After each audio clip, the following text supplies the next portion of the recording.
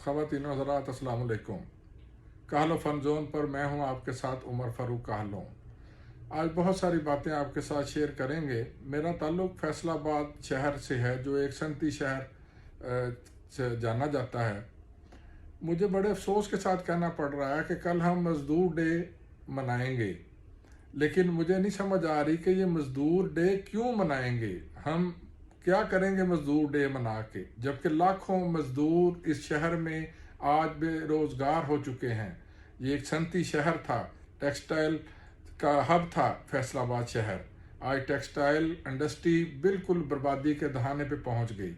तो इसका ज़िम्मेदार इसहाक डार, शहबाज शरीफ, जरदारी और ये तमाम PDM की जमातें हैं, जिन्होंने इस इंडस्ट्री को बर्बाद करने में पूरा किरदार अदा किया। मैं तो समझता हूँ कि ये हुकूमत जो है, ये मुल्क के नुकसान करने के लिए बैठी है, ये मुल्क की बेहतरी करने के लिए नहीं बैठी। ये आज इलेक्शन से भाग रहे हैं क्योंकि इमरान खान साहब को लोग पसंद करते हैं। अवाम जो है इमरान खान को वोट देना चाहती है, और ये इलेक्शन से भाग रहे हैं। और इनको यही नहीं समझ के इलेक्शन के अलावा और कौन सा रास्ता है कि मुल्क मुस्तकिल तौर पे जो है बेहतरी की तरफ जा सकता है। हर चीज़ से ये भागते हैं। पब्लिक ट्रांसपोर्ट फैसलाबाद में ना होने के बराबर, खेलों के मैदान जैसा कि हॉकी हमारा कौमी खेल है, फैसलाबाद में हॉकी स्टेडियम, इनको बर्बादी की एक मिसाल नज़र आएगा। क्रिकेट स्टेडियम बहुत 10-15 सालों से क्रिकेट स्टेडियम जो है वो ब्यूरोक्रेसी ने चूँकि उस पर इजारादारी काम कर रखी है, वो PCB को ट्रांसफ़र ही नहीं कर सके, इस वजह से बर्बादी की शक्ल इख्तियार कर गया है।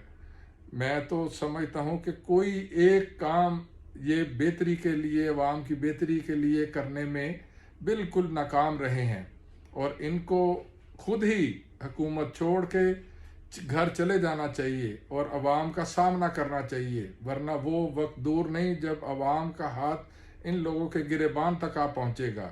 ये बेहतरी करने आए थे, इन्होंने बर्बादी कर दी। इन्होंने डॉलर 300 तक जा पहुँचा। खाने पीने की हर अशिया, अद्वियात, हर चीज़ लोगों की पहुंच से दूर हो गई। लोग खुदकुशियां करने पे मजबूर हो गए। स्वात में आज मैं पढ़ रहा था, एक बंदे ने अपने 4 बच्चे मार दिए और ख़ुद भी खुदकुशी कर ली। तो ये क्या, इसका कौन जवाबदेह है? इस अवाम का कौन पुरसान हाल करने वाला है? इस अवाम को कब तक इस दलदल में धकेला जाएगा? ऐसे मुल्क अब नहीं चलेगा। अब इनको इलेक्शन की तरफ आना होगा। एक मुस्तकिल हुकूमत जहाँ पे कायम हो, वो ही इस मुल्क को अच्छी तरह आगे लेके चल सकती है। ये PDM की हुकूमत, जिनके दिन अब गिने जा चुके हैं, इनके बस की बात नहीं है। जिस तरह इन्होंने PTI के कारकुनों पर जुल्म और तशद्दुद किया, इसकी मिसालें पहले भी बहुत सारी मैंने माजी में देखी। काफ लीग के दौर में भी इस तरह के वाक़यात होते रहे। पीपल्स पार्टी के दौर में भी मुखालफ सियासी जमातों को क्रश करने की कोशिश की जाती रही। नून लीग का तो ये वतीरा रहा कि उसने अपोजिशन को जो है ज़मीन बोस करने के लिए बहुत सारे इक़दाम उठाए। लेकिन अफसोस के साथ कहना पड़ता है कि ये जितनी भी इनकी गलत चालें थी, वो नून लीग, पीपल्स पार्टी और इन तमाम सियासी जमातों जो PDM में इकट्ठी हैं, इनको सवाए पाकिस्तान के नुकसान के कुछ हासिल ना हो सका। राना सनाउल्लाह साहब फरमा रहे थे कि डॉलर जहाज़ों में भर के बाहर लेके गए। मुझे अफसोस के साथ कहना पड़ता है कि जिस वज़ीर को इस बात का इल्म हो कि पाकिस्तान से डॉलर लोग जहाज़ों में भर के बाहर लेके जा रहे हैं और वो रोक ना सके, तो उनको तो इस्तीफ़ा दे देना चाहिए था। लेकिन चूँकि हमारे मुआशरे में गैरत की कमी पाई जाती है, इस वजह से इस तरह के इक़दाम कभी भी मैंने नहीं देखे कि कोई भी हुक्मरान जो लोगों के लिए काम करने में नाकाम रहे और वो अपनी सीट से उतर जाए, ऐसा कभी नहीं हुआ। हाँ, अब वो वक्त करीब है कि लोग अपना हक लेने के लिए सड़कों पे आएंगे, अपने हक की जंग लड़ेंगे। और सबसे बड़ी बात कि आज हमारे पास इमरान खान जैसा लीडर मौजूद है, जिसकी क़यादत में ये अवाम बिल्कुल इनको गिराने के लिए सड़कों पे आएंगे।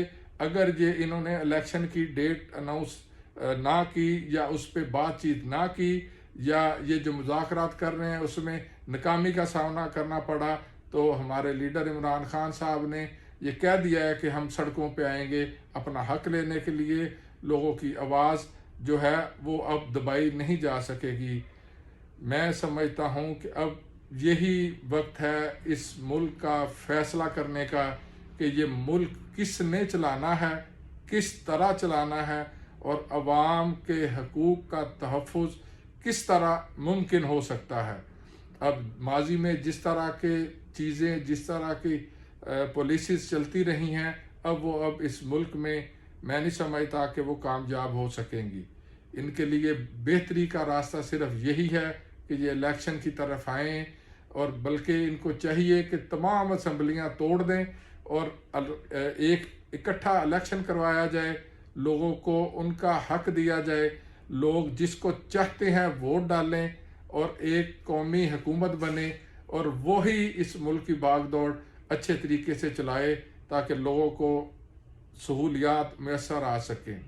इस तरह निज़ाम नहीं चलते जिस तरह ये चलाने की कोशिश कर रहे हैं। ये कल अभी 2 दिन पहले परवेज़ लाई साहब के घर पे धावा बोला गया, सारी दुनिया ने मीडिया पे देखा कि वो बख्तरबंद गाड़ियों से उनका गेट तोड़ दिया गया, उनकी ख़वातीन को जो उनकी पर्दा जो थी चार दीवारी का जो था वो बर्बाद की गई, चार दीवारी का तकद्दुस जो होता है।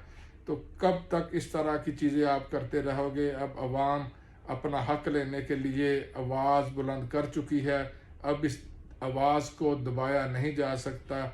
मैं जाते जाते कुछ मज़ीद आपसे बातें शेयर करना चाहता हूँ कि ये जिस तरह इमरान खान साहब ने टिकटों के फ़ैसले किए हैं, मैं अपनी लीडरशिप, अपनी क़यादत को कहता हूँ कि खुदारा ये जो ऑडियो लीक्स आ रही हैं, ये जो वीडियो लीक्स आ रही हैं, ये किस तरह का सिनेरियो हम देख रहे हैं।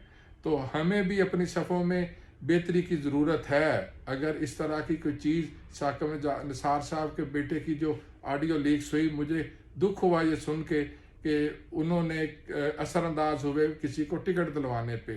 तो ये सियासी लेबॉर्ट्री को मैं समझता हूँ कि बिल्कुल बर्बाद करने की कोशिश है। जो नई नस्ल सियासत में आएगी उनके पास कोई ऐसा प्लेटफॉर्म मौजूद ना होगा कि वो सियासी उनकी तरबियत की जा सके। तो इस पे हमारी हुकूमत को और हमारी जमातों को, तमाम सियासी जमातों को सोचना चाहिए। ये जो विरासत में सियासत ट्रांसफ़र की जाती है, इसको बिल्कुल इस मुल्क में ख़त्म करना चाहिए। और लोग भी मैं समझता हूँ कि अब इनको वोट मत दें, क्योंकि ये इस तरह बेहतरी नहीं आएगी। बाप का जानशीन बेटा, ये सियासत में इस तरह नहीं होना चाहिए। ये भी एक बहुत बड़ी बिगाड़ है पाकिस्तान में सियासी तौर पर, इसको ख़त्म होना चाहिए। आप सबका बहुत शुक्रिया कि आपने मेरी बातें सुनी। मेरे इस चैनल को सब्सक्राइब कीजिएगा। अल्लाह हाफिज़।